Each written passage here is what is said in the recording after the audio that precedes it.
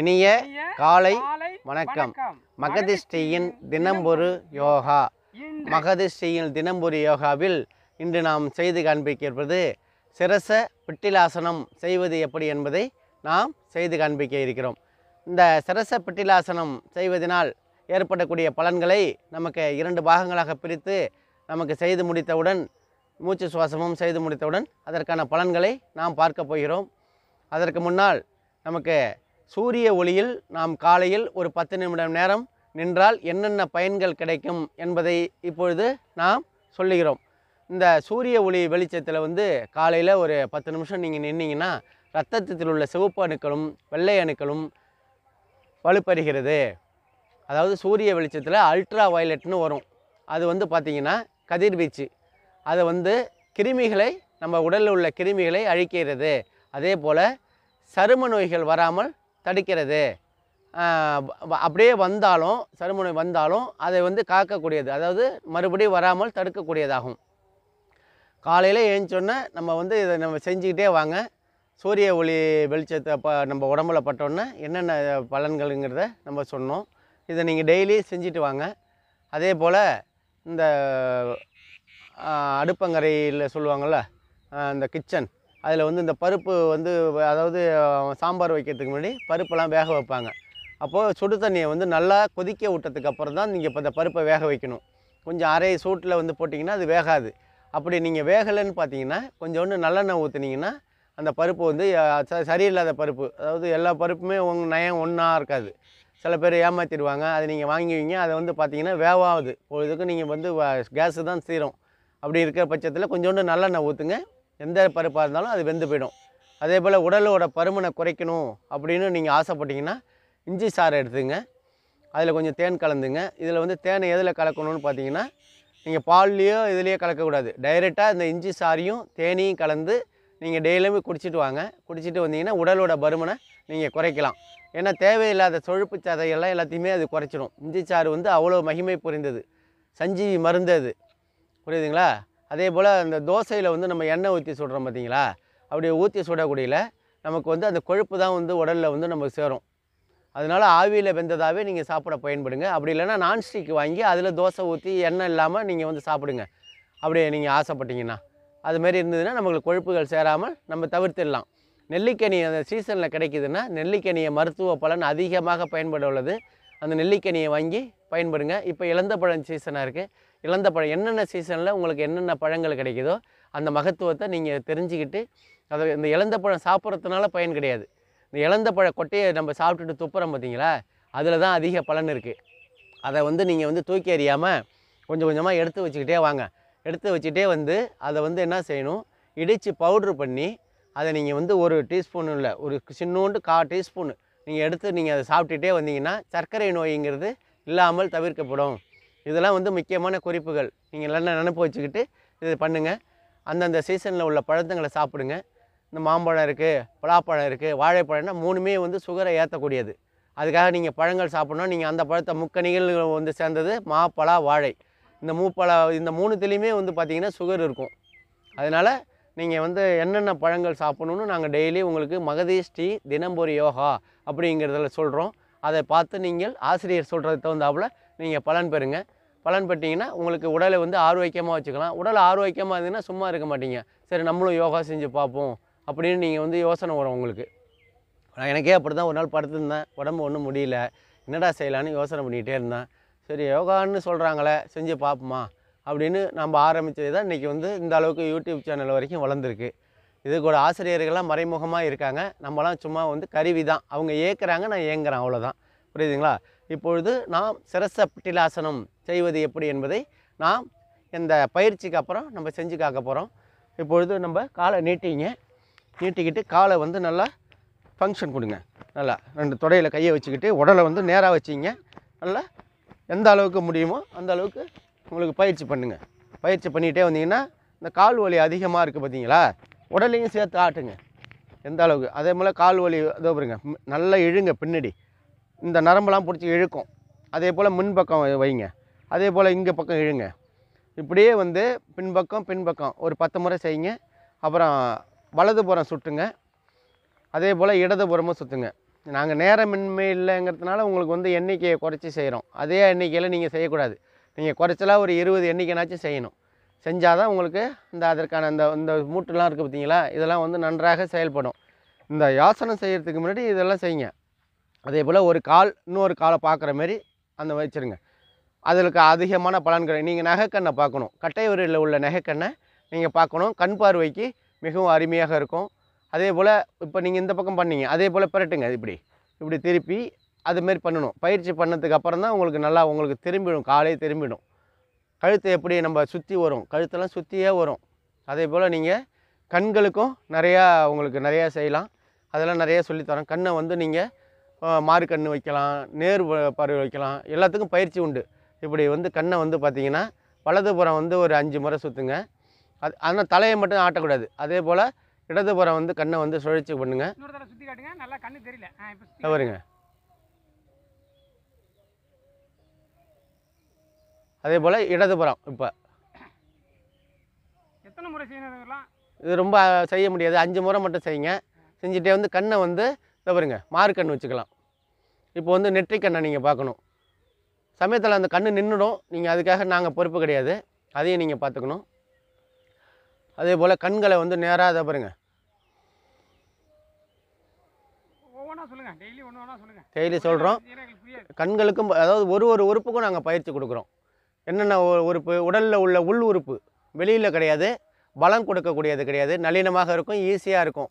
நீங்கள் ஆசிரியர்லாம் வந்து அந்த அளவுக்கு வந்து தேர்ந்தெடுத்தவங்க. இவங்கெல்லாம் வந்து 1 வருஷம் 2 வருஷம் கிடையாது, 17-18 வருஷமாக செஞ்சுக்கிட்டு இருக்கிறாங்க.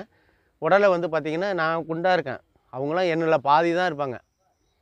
என்ன காரணம்னா நம்ம லேட்டாக வந்து நான் வந்து இந்த ஆடதோர இயற்கை மருத்துவத்தில் வந்து சேர்ந்தேன். நானும் ஒரு 20 வருஷம் 10 வருஷத்துக்கு முன்னாடி சேர்ந்தேன்னா நானும் உங்களுக்கு வந்து நல்லா எளிமையாகிடுவேன். இப்போ எனக்கும் வந்து சர்க்கரைலாம் இருக்குது, இல்லாமலாம் இல்லை. ஆனால் வந்து கட்டுக்கோள் வச்சுருக்கிறேன். சரிங்களா? என்ன காரணம்னா ஆசனங்கள் தான். ஏன்னா நாம் வந்து மாத்திரை வந்து சாப்பிட்டுக்கிட்டு இருக்கிறதுனால நான் நிறுத்தலை, அதான் குறைச்சிட்டேன், பவரை குறைச்சிட்டேன். 0.5க்கு வச்சுட்டேன். அதுக்கு முன்னாடி 1 பவர் இருந்தது, இப்போ பாதியே ஆக்கிட்டேன். அதுலேயும் இப்போ ஒரு வேளை தான். சரிங்களா? அது எதுக்காகனா நம்ம வந்து எப்பொழுதுமே ஒரு பழக்கத்தை வந்து உடனே விடக்கூடாது. இப்போ வந்து சிகரெட்டு குடிக்கிறாங்க அப்படின்னு பார்த்தீங்கன்னா டக்குன்னு விட்டுட்டிங்கன்னா உங்களுக்கு வந்து மார்பகத்தில் வந்து உங்களுக்கு இந்த சில பிரச்சனைகள்லாம் உருவாகும். சனியாக கொஞ்சம் கொஞ்சமாக எல்லாருமே வந்து ஒரே நாளில் விட்டுட்டு நல்லவங்கள ஆகிடாதீங்க. கொஞ்சம் கொஞ்சமாக பழக்க வழக்கத்தை கொஞ்சம் கொஞ்சமாக குறைச்சிட்டு மறுபடியும் ஞாபக சக்தி சுத்தமாக வந்து அதை வந்து மறக்கக்கூடியதாக இருக்கணும். மறுபடியும் நீங்கள் அதை நினச்சே பார்க்கக்கூடாது வாழ்நாளில். அதை தான் நாங்கள் வந்து சொல்ல வரோம். நல்ல பழக்கம் தான் நாங்கள் சொல்லிக் கொடுக்குறோம். இப்போது நம்ம ஆசனத்துக்கு நம்ம நேரடியாக சொல்லுவோம், நாழி ஆகிடுச்சு. இப்போ நம்ம வந்து ஃபங்க்ஷன் பண்ணிக்கிட்டோம் காலை. அதே போல் பத்மாசனத்தில் நீங்கள் உட்காந்துங்க. பத்மாசனத்தை ஈஸாக போடலாம். போட்டுட்டு உடலை வந்து நேராக வச்சிங்க. வச்சுட்டு பொறுமையாக அப்படியே பின்னாடி வாங்க. அந்த முழங்கால் போட்டு இப்படி நின்றுங்க. நின்றுக்கிட்டு பொறுமையாக நீ என்ன செய்யணுன்னா, இப்போ இது ஒரு ஆசனம், இது வந்து உங்களுக்கு நான் அப்புறம் வந்து சொல்லித்தரேன். இப்போ நின்றுட்டு இப்போ தலையை வந்து பொறுமையாக தலையை குத்துட்டுங்க. குத்துட்டிங்களா? இப்போ கையை பின்னாடி கொண்டு போய் கொத்துங்க. கொத்துக்கிட்டு எவ்வளோ முடியுமோ நேராக்குங்க. எண்ணிக்கை 1 2 3 4 5 6 7 8 9 10 11 12 13 14 15 16 17 18 19 20. நன்றி. அவர்களுக்கு நன்றி. நன்றிலாம் யாருக்கும் சொல்ல வேணாம். நம்ம வந்து பயிற்சி பண்ணுறோம், அவ்வளோதான். சரிங்களா? இப்போ செஞ்சு நம்ம அந்த ஆசனத்தை வந்து இப்போ மூச்சு சுவாசம் பண்ணுங்கள் மறக்காமல்.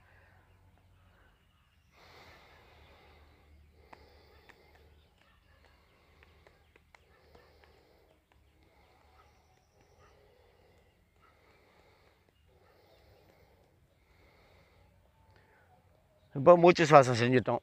இப்போ பலன்களும் நம்ம வந்து இன்னொரு முறை செஞ்சதுக்கப்புறம் நம்ம பார்க்க போகிறோம்.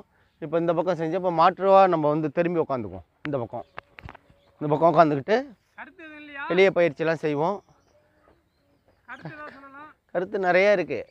இயற்கை உணவுகள் தான் கருத்தே. இயற்கை உணவுனா பழங்கள். இன்னும் இப்போ நீங்கள் வந்து அதிகமாக விளைவிக்கக்கூடிய நேரத்தில் இந்த பழத்தை தான் சாப்பிட்ணுன்னுலாம் கிடையாது. இந்த சீசனில் என்ன பழம் உங்களுக்கு எளிமையாக கிடைக்கிது, அதை தான் நம்ம நீங்கள் வந்து சாப்பிட்ணும். இப்போ உங்களுக்கு வந்து என்னடா பழத்தை சாப்பிட சொல்கிறீங்க, அது 240 ரூபா விற்கிது கிலோ அப்படின்னு அது அந்தந்த சீசனில் ரொம்ப கம்மியாக விற்கும். அதை நீங்கள் பார்த்து அந்தந்த என்னென்ன நேரத்தில் என்னென்ன கிடைக்குதோ அதை வந்து நீங்கள் சாப்பிடுங்க. உணவு பழக்கத்தை வந்து மாற்றுங்க. மாற்றிக்கிட்டே வந்தீங்கன்னா உங்களுக்கு வந்து நல்லா செய்யறதுக்கு உங்களுக்கு ஈஸியாக இருக்கும். சரிங்களா? உடலை வந்து நீங்கள் ஆரோக்கியமாக வச்சுக்கலாம். எந்த விதமான எதிர்ப்பு சக்தி வந்து உங்களுக்கு கிடைச்சிருங்க. வேறு ஒன்றும் இல்லை நாங்கள் சொல்கிறது. முளைக்கட்டிய தானியங்களும் பழங்களை சாப்பிடுங்க, பச்சை காய்கறிகளை சாப்பிடுங்க. இயற்கையான உணவு நிறையா கிடைக்கும்.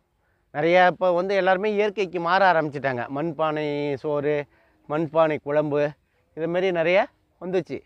இதை வந்து ஆடம்பரத்துக்காக கிடையாது. இப்போ வந்து அவங்க இதில் வந்து கடையில் வந்து பார்த்திங்கன்னா வச்சிங்களேன், ஏன் அதை போடுறாங்க? அதில் பலன் இருக்குது, அதனால தான் அதை போடுறாங்க.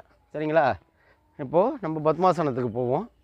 பத்மாசனத்தில் போட்டுட்டு கொஞ்சம் மனதை வந்து ஒருநிலைப்படுத்திங்க. ஏன்னா தலைக்கு போகும், இந்த கீழே குனியறதுனால தலைக்கு ரத்த ஓட்டம் போகிறதுனால உங்களுக்கு வந்து கண் பார்வைக்கு நல்லது இது. இந்த காது கேட்காம சில பேருக்கு இருக்காங்க பார்த்தீங்களா, அரை குறையாக காதில் விழும். அவங்களாம் வந்து இதை பார்த்து பலன் பெறுங்க. இது வந்து அந்தமாரி ஒரு சிறந்த ஆசனம் இது. இது என்னென்ன இதுக்குன்னு பார்த்தீங்கன்னா பலனை நான் பின்னாடி சொல்கிறேன். உங்களுக்கு வந்து முக்கியமாக அவங்க மட்டும் பார்த்து பலன் பெறுங்க. காலை அப்படி வச்சிங்க, வச்சுக்கிட்டு பொறுமையாக மட்டும் தலையை ஊனுங்க. ஊனிட்டு பின்னாடி கையை கொண்டு போங்க, இப்படி கட்டிங்க. எண்ணிக்கை 1 2 3 4 5 6 7 8 9 10 11 12 13 14 15 16 17 18 19 20. நன்றி.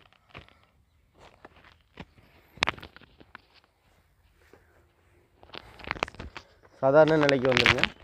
வந்துட்டு நீங்கள் வந்து மூச்சு சுவாசம் பண்ணுங்க.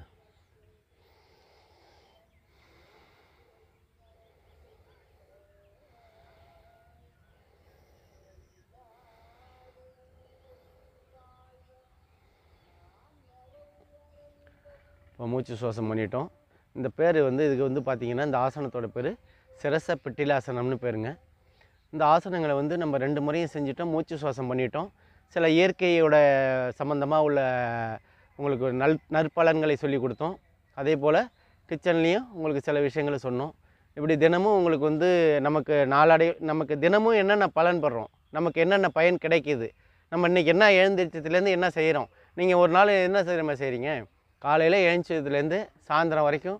இப்போ நைட்டு படுக்கிறீங்கள, படுக்கக்குள்ள காலையில் எத்தனை மணிக்கு எழுந்திரிச்சோம், எத்தனை மணிக்கு டாய்லெட் போனோம், எத்தனை மணிக்கு பல் வளர்க்கணும், காலையில் எத்தனை இட்லி சாப்பிட்டோம், அதுக்கப்புறமேலுக்கு ஆஃபீஸ் எத்தனை மணிக்கு போனோம், இடையில் வந்து ஏதாச்சும் இந்த சாப்பிட்டோமா, தேநீர் ஏதாச்சும் சாப்பிட்டோமா, மத்தியானம் எத்தனை மணிக்கு சாப்பிட்டோம், என்னென்ன வகை கூட்டு பொரியல் இருந்தது, அதை வந்து நம்ம ரசம் போட்டுக்கிட்டோமா, வத்த குழம்பு போட்டுக்கிட்டோமா, மோர் சாப்பிட்டோமா, அப்புறம் மாலையில் என்னாச்சும் மணி டிஃபன் சாப்பிட்டோமா, அப்புறம் இரவு என்ன சாப்பிட்டோம், படுக்க போகல பால் சாப்பிட்டோமா, இதுக்கப்புறம் இடையில் யாரை சந்தித்தோம், இதை வந்து நீங்கள் வந்து ஒரு நாள் சிந்தனை பண்ணுங்கள். இதில் வந்து ஒரு விஷயம் கூட மறக்காமல் நீங்கள் வந்து அதை தெரிஞ்சிட்டிங்கன்னா உங்களுக்கு நினைவாற்றல் முழுமதாக இருக்குன்னு அர்த்தம். இது ஒரு ஆசனம் இது. சரிங்களா? இதை வந்து நீங்கள் பார்த்து பலன் பெறுங்க இப்போ நான் சொன்னதை.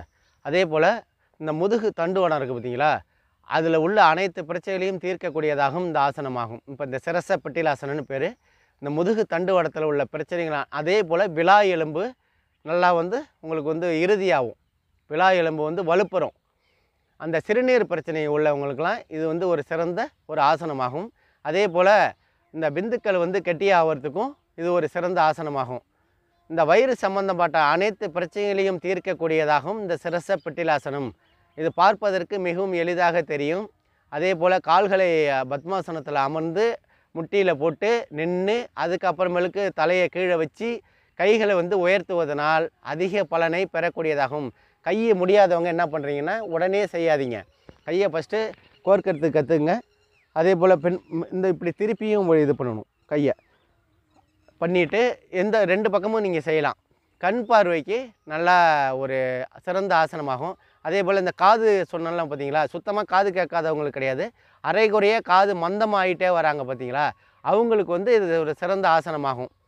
காது வந்து நன்றாக தெளிவு பெற்றுரும் மறுபடி. அதே போல் மூட்டு வலி பிரச்சனைகளையும் இது தீர்க்கக்கூடியதாகும். அதே இந்த சிரச பிட்டிலாசனம் தினமும் நாம் பார்த்து பயன்பெற வேண்டும். இந்த என்னென்ன பலன்கள்ங்கிறதையும் நாங்கள் உங்களுக்கு சொல்லிட்டோம். அதனால் முதுகு தண்டுவடம் உள்ளவங்க பிரச்சனைகளுக்கும், விலா எலும்பு நன்றாக செயல்படும் சிறுநீர் பிரச்சனை உள்ளவங்களும், இந்த விந்து கெட்டியாகிறதுக்கும், வயிறு சம்பந்தப்பட்ட அனைத்து பிரச்சனைகளையும் தீர்க்கக்கூடியதாகவும், கை கால்கள் மூட்டு வலி உள்ளவங்களும் இதை பார்த்து பயன்பெறுங்க. வலுப்பெறும். கண் பார்வை வந்து நன்றாக செயல்படும். காது கேளாதவர்களுக்கும் இது நன்றாக தெளிவு பெறும். மூட்டு வலி பிரச்சனை உள்ளவங்களுக்கும் இதை வந்து உங்களுக்கு வந்து அதிகமான பலன்களை கொடுக்கக்கூடியதாகும். ஏன்னா எல்லாமே வந்து உங்களுக்கு வந்து மூட்டில் தான் இருக்குது விஷயமே. கையும் காலையும் இந்த மூட்டை வச்சு தான் நம்ம கையை தூக்குறோம். மூட்டை வச்சு தான் காலில் பத்மாசனத்தில் கீழே உட்காடுறோம். அதனால் உங்களுக்கு வந்து அந்த சதைப்பிடி அந்த இதெல்லாம் பிடிப்புலாம் இல்லாமல் சவ்வுகள்லாம் இலகுவாகி உங்களுக்கு வந்து ஆரோக்கியத்தை கொடுக்கும். இந்த மூட்டு வலிங்கிறதே வராமல் தடுக்கக்கூடியதும். சில பேரால் எழுந்திரிக்கவே முடியாது. என்னென்னு கேட்பாங்கன்னா மூட்டு வலிம்பாங்க. அதெல்லாம் வந்து தீர்க்கக்கூடியதாக சிறந்த பயிற்சியாகும். இந்த எண்ணெயெல்லாம் இரவு நேரத்தில் வந்து பார்த்திங்கன்னா கொஞ்சம் எண்ணெயை தடவிட்டு படுங்க. அந்த ஆயில் மெசாஜின்னு சுற்ற முடியுங்களா, அதுமாரி ஒரு பாட்டுக்கும் எந்தெந்த இடத்துலலாம் இந்த கணுக்கை கால்கள் இந்த இதெல்லாம் இருக்குது பார்த்தீங்களா, அதுக்கெல்லாம் இந்த மூட்டு இந்த இடத்துல இந்த இடம் எல்லா இடத்துக்கும் நீங்கள் எண்ணெயை தடவிட்டு படுங்க. கொஞ்சமாக தடவிங்க, ரொம்பலாம் போடக்கூடாது. கொஞ்சமாக அன்னன்னைக்கு தேவையானது அதை எடுத்துக்கும். அதே போல் வாரம் 2 முறை வந்து எண்ணெய் தேய்ச்சி குளிங்க. இப்போ வெய்ய நாள் வருது, உடல் வந்து சூடாகும், இந்த அம்மை நோயெலாம் வராமல் தடுக்கக்கூடியதற்காக நாம் என்ன செய்யணும்னா எண்ணெய் தேய்ச்சி குளிக்கணும். பழங்கள்லாம் நிறையா சாப்பிடுங்க. சாப்பிட்டுட்டு பலன் பெறுங்க. இந்த மகதிஷ்டி தினம் ஒரு ஓகாவை மறக்காமல் பாருங்கள். நன்றி, வணக்கம். வணக்கம்.